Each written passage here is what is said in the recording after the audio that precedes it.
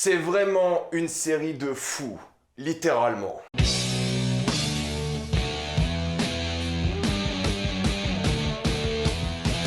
Mindhunter saison 2. Comme d'habitude, jusqu'à 8 indiqué dans le titre de la vidéo, il n'y a pas de spoilers, car vous êtes tranquille, après on va tout spoiler. Et si vous n'avez pas vu la première saison de Mindhunter, ne vous inquiétez pas, jusqu'à la partie sans spoiler, je ne vais pas la spoiler. Mindhunter est l'histoire des débuts du profiling, c'est-à-dire que des agents du FBI vont aller interviewer des serial killers afin de mieux les comprendre, ce qui permettra de mieux appréhender les futurs serial killers en dressant leur profil à l'avance. Mindhunter saison 1, c'était absolument excellent, moi j'avais complètement adoré, je trouve que c'est l'une des meilleures séries Netflix et j'attendais impatiemment cette seconde saison. Et étonnamment, la seconde saison est complètement différente de la première, je m'attendais pas du tout à ça. Dans la première saison, c'est vraiment des interviews de serial killers, surtout Ed Kemper qui était absolument génialissime dans la série, c'était d'ailleurs l'un des gros coups de cœur de beaucoup de personnes. À chaque fois que le mec était là, il volait le show. Il revient d'ailleurs dans cette saison pour une seule scène malheureusement, mais je pense qu'ils l'ont ramené uniquement parce que les gens avaient tellement adoré le personnage et l'acteur qu'il fallait le ramener pour X ou Y raison. Et je trouve que c'était bien parce que c'était l'une des meilleures scènes de la série, mais en soi, techniquement, on aurait pu faire la saison sans lui. C'est pas vraiment un spoiler parce que ça sert pas à grand chose, c'est plus pour les fans, mais c'est vrai que la présence d'Ed Kemper se fait ressentir et c'est vraiment cool. Pour vous dire à quel point ce personnage est apprécié, c'est que ça fait même pas une minute que j'ai commencé la vidéo et on parle déjà de Ed Kemper. Première saison se concentrait plus vraiment sur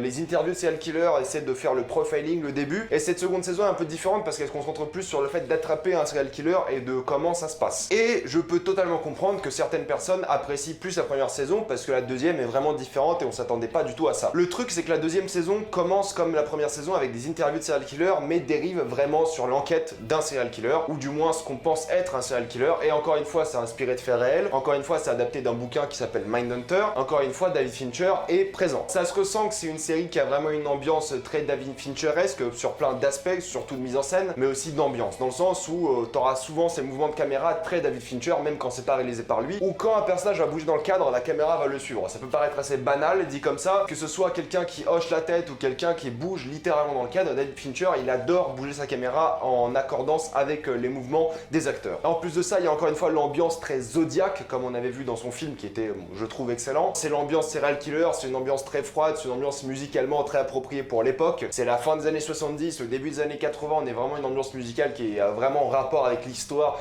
et l'ambiance de la série. Au niveau de l'image, ça fait aussi très David Fincher, c'est très froid mais avec quelques couleurs à droite à gauche. Il y a beaucoup d'arbres, alors ça peut paraître extrêmement con mais il y a beaucoup d'arbres qui sont verts dans cette série et je pense qu'ils sont pas aussi verts que ça dans la vraie vie. Je pense qu'ils ont été modifiés numériquement pour donner du vert. Il avait déjà fait dans la première saison de Mindhunter pour le gazon était gris dégueulasse. Ils avaient rajouté des effets numériques pour le rendre très vert. David Fincher il a vraiment une réputation pour utiliser beaucoup d'images numériques pour des trucs vraiment simples et basiques. The Social Network a énormément d'effets spéciaux, c'est un truc de fou. Tous ces films d'ailleurs ils ont énormément d'effets spéciaux, c'est classique de la part de David Fincher et ça se ressent énormément. Donc même si c'est pas entièrement réalisé par lui, ils ont bien imité le style de David Fincher. Et pour le coup je parlais de 13 Reasons Why récemment en disant qu'il n'y a pas vraiment le budget, il n'y a pas le même argent pour les décors, les acteurs, les personnages, on s'en fout un peu. Eux, ils voulaient juste raconter leur histoire. Là, c'est l'inverse, il y a l'argent pour les décors, pour l'ambiance musicale, vestimentaire, pour les effets spéciaux, pour la mise en scène, pour les mouvements de caméra. Il n'y a pas des plans bêtes et méchants de séries télé habituelles. Il y a des travelling, il y a des plans de haut, il y a des contre-plongées. 13 Reasons Why, par exemple, c'est un exemple bête parce que c'est lui que j'ai fait récemment, mais c'est juste champ contre champ et c'est terminé, ça va pas plus loin que ça. Et là, c'est complètement différent. On dirait presque un film à certains moments, s'il y avait plus de scènes d'action, on aurait dit un film, parce que bon, tu vois que c'est assez limité, tu vois qu'il y a que le dialogue qui fait avancer l'histoire, mais c'est digne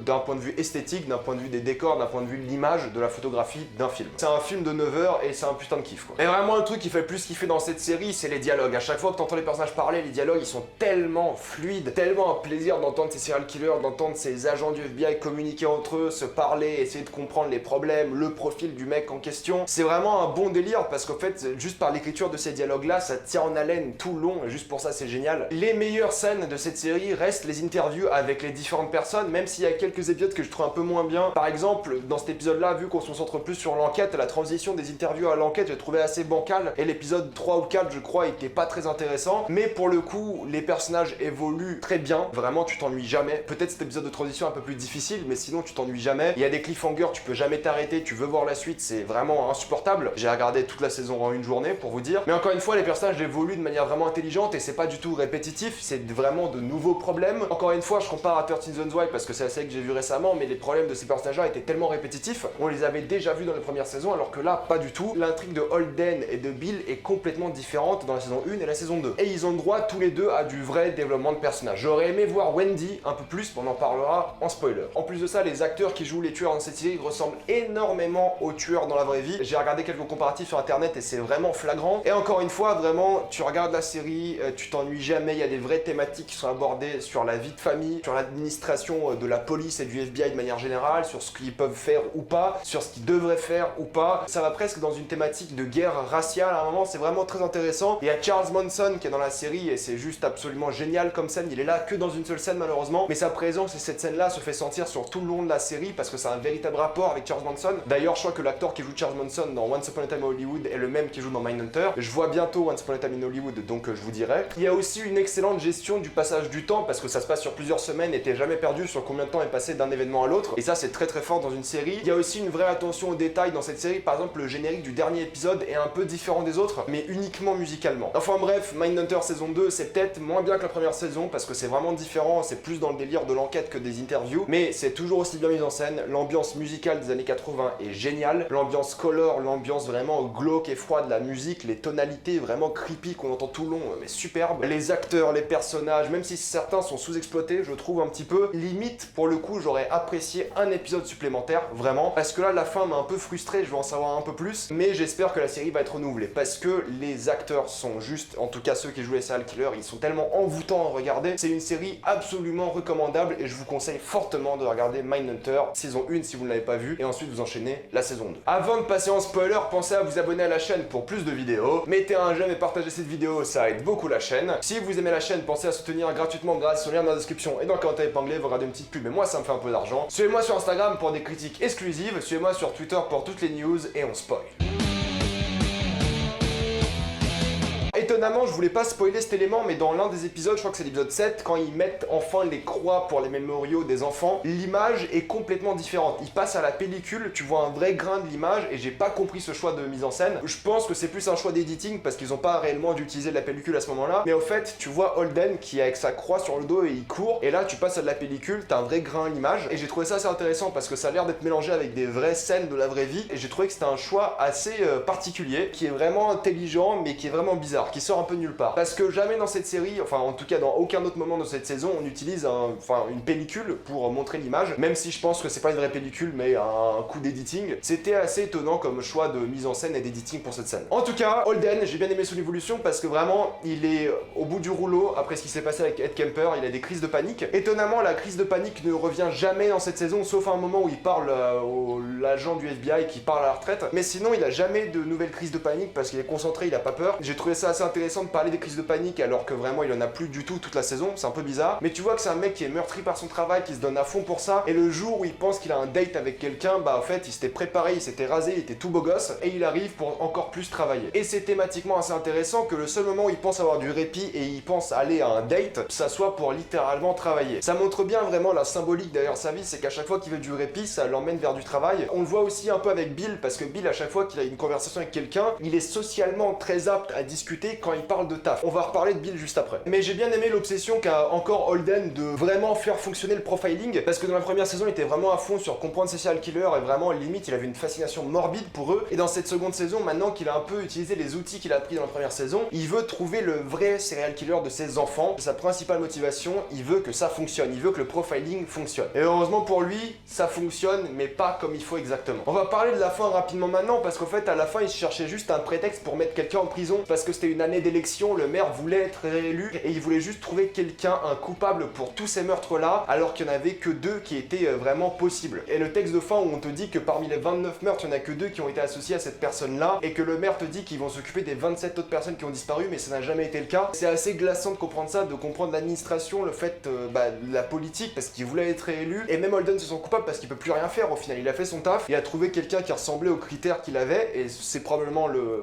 coupable, mais c'est pas assez. Il y a encore d'autres victimes et il y a encore d'autres pistes à explorer, mais ces pistes-là ne seront jamais explorées. Et c'est vraiment glaçant, c'est inquiétant et ça fait peur. Donc c'est là une vraie critique de l'administration et c'est assez bien fait je trouve, parce que Holden doit passer à autre chose et on suppose vraiment que dans la saison 3 il aura de remords par rapport à ça, mais c'est pas grave, il faut aller chercher le tueur du BTK. BTK qu'on a d'ailleurs vu très peu durant cette saison, mais je pense que c'est tout à fait normal, on le verra plus dans la saison 3. Mais j'espère que la saison 3 sera la dernière avec BTK, à moins que ce soit vraiment le vrai méchant de cette série, mais en tout cas j'espère qu'ils vont un peu accélérer la transition sur BTK parce qu'on l'a vu qu'uniquement dans certaines scènes. Mais il était tout à fait inquiétant et j'ai hâte de voir la suite. C'est l'histoire de Bill que j'ai vraiment beaucoup aimé, surtout par rapport à son fils Brian, son fils qui a donc regardé des enfants tuer un bébé et ensuite ils ont décidé, à cause de Brian, ou grâce à Brian comme vous voulez, de crucifier le bébé pour l'aider. On suppose que Brian a vraiment cette tendance de serial killer, c'est d'ailleurs ce qui inquiète Bill, c'est que lui il bosse dans le profiling et voir que son fils a vraiment les mêmes comportements que des serial killers enfants, ça lui fait peur. C'est d'ailleurs ce qui a poussé sa femme à s'en aller et j'ai adoré son intrigue parce qu'en fait il est entre ces deux mondes-là, le monde où il doit sauver son mariage, sa famille et ne pas avoir un fils serial killer ou du moins un fils un peu glauque, et l'autre côté le fait qu'il veuille vraiment choper ce tueur d'enfants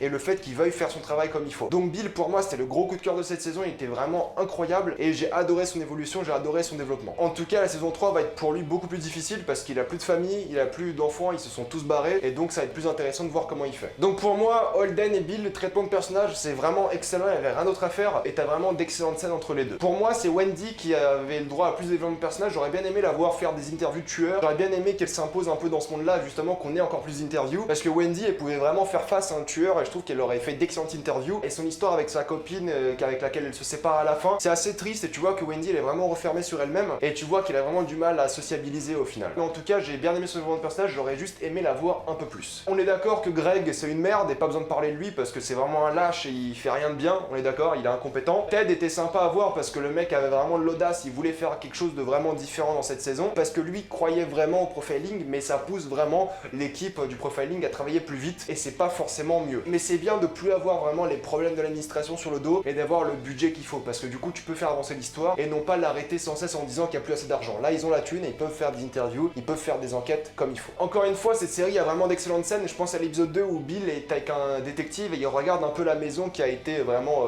déménagée et il regarde un peu où ont eu lieu les meurtres, ils entendent un peu des bruits, enfin toi t'entends en tant que spectateur des bruits des cris de femmes et vraiment un descriptif de la scène alors que tu vois plus rien, c'est juste une maison vide. Je trouve que c'était une scène très forte en émotion aussi. Pareil pour l'interview de Kevin, celui qui avait survécu ce tueur en série justement, où justement il était traumatisé et il avait beaucoup de regrets. Pareil dans l'épisode 3, l'interview du crétin était géniale parce que tu comprenais vraiment les limites du profiling et les limites de ce genre d'interview et ça mettait bien en aspect quelque chose de différent qu'on n'avait pas vu avant. Des fois des serial killers c'est juste des débiles. Et l'histoire de Brian est complètement traumatisante, c'est normal, il a crucifié un bébé, c'est horrible et je comprends que Bill soit complètement dégoûté par ça, c'est tout à fait normal. Mais c'est un choix scénaristique extrêmement fort je trouve. Faire le parallèle entre sa vie de famille et sa vie de travail. Encore une fois, les scènes avec Kemper et Manson, absolument géniales, j'ai adoré de A à Z.